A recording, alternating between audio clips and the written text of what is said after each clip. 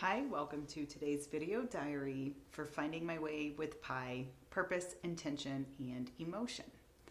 I am Pi, and today I'm going to talk about our good old friend, patience. And I have to keep reminding myself to be patient. So what I'm feeling today is this really interesting kind of dynamic and tension might be the right word between, this wanting to move quickly at a particular pace to replace, the income for my family that we no longer have since I left my job. I'm wanting to kind of like push quicker to build out, all these ideas that I have for building this community of finding my way with Pi. And of course, I'm still doing all of my coursework for my master's program in happiness studies. And also wanting to continue to heal and just recover from that extreme state of burnout that I had been in for too long, and wanting to put my family first because I hadn't done that well for too long.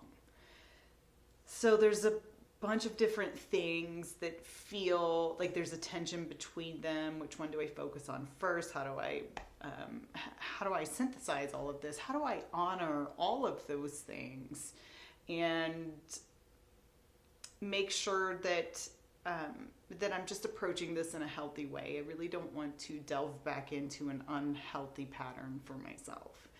And I'm realizing that, it feels a little bit like an either or to me. Either I'm resting and recovering and healing, or I'm moving forward. But there's no, for some reason, I'm like putting them in separate bins instead of understanding that it can be both, and it can, can approach it with both ways. So then I started thinking about, how do I do that? And again, just picking up on some of the different pieces and parts, lessons learned, processing through this journey, and some of what I'm going to try out, because ultimately it's an experiment to see what works at this point, right? So I'm going to try a couple of different things. As far as the recovery and peace goes, I'm going to try to get enough sleep every night, and whenever possible, lay down for 15 minutes a day, whenever in the day I can fit that in, and just close my eyes. Whether or not I fall asleep doesn't matter, just to have that quiet space and that recovery time. And then physically, will try to do my 20 to 25 minute workouts. Sometimes it's full body workout. Sometimes it's like a cardio workout on like a stair stepper / elliptical, and sometimes it's yoga. But want to make sure that I integrate those in at least 5 times a week, and or a walk during the day, so I'm taking care of my body. And then I want to make sure I'm drinking enough water and eating a healthy diet right now. So fundamentally, for the recovery piece of it, I'm focusing on those things, and those just happen throughout the course of my day. It happens when I buy my groceries and I'm buying healthy options to have around the house, and that's what I reach for when I'm hungry or thirsty. It helps, when I think about, I could sit up for another hour working on homework, or it's 9 o'clock at night, probably should go to bed. It's in my day when it's like, well, I've got 2 hours here and I can push to get out, one of my writing assignments, or these couple of errands I need to run for the family or whatever, and instead go, wait a minute, no, I have an hour and 45 minutes because I'm going to take 15 minutes for myself to lay down and quiet my mind. That's what I mean for, it integrates into the day around some of those other things, so recovery can be built in. And I'm trying to figure out, do I need to schedule it for me, or like block it into my calendar, or do I take advantage of it as it comes up? And what I'm learning for myself is that it depends on the day. Some days I really do need to schedule it, and other days there's a lot of different things going on. You know, the kids maybe have a couple of different appointments or extracurricular activities, or a parent meeting at the school, or other things we need to do. And so I find I need to be more flexible with myself and give myself some grace on those days. And other days when I have a more open schedule, I can schedule my blocks of time a little bit more. So I'm learning that. And as far as the, urgency to, push to act on all of these ideas that I have, and or replace the income, like find another means of income right now during this transition period and all of that, I am basically doing this technique for recognizing that the reason I want to push is out of fear. Like, will the runway run out? So hubby and I talked about this. We know what our runway is.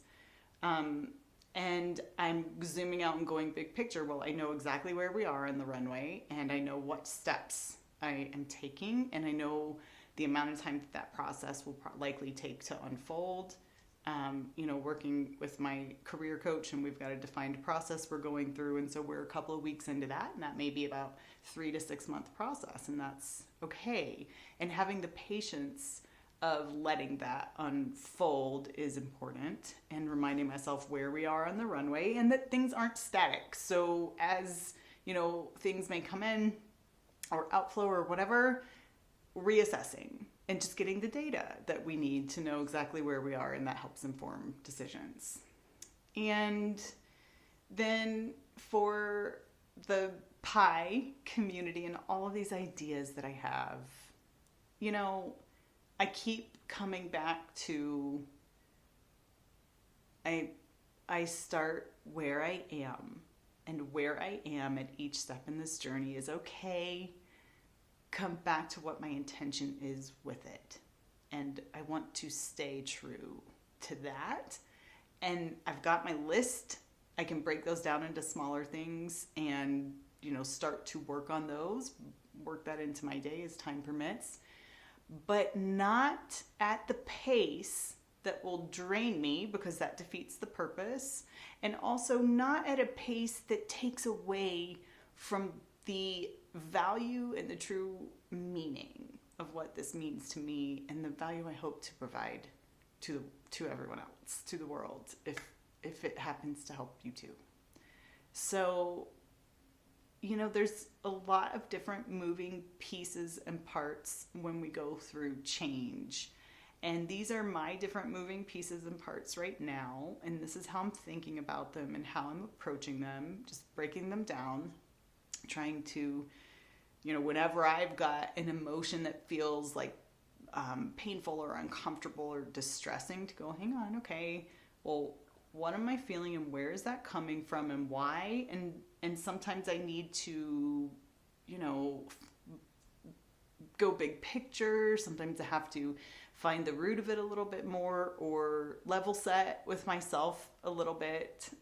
Emotions are there to provide us with information so that we can reconnect to our values, and then make decisions and take actions based on our values. Emotions are not there to hijack you to mindlessly react, although that is what they do to us often. So I feel like I have a gift here, processing emotions out loud, and thank you for being with me on this wild ride.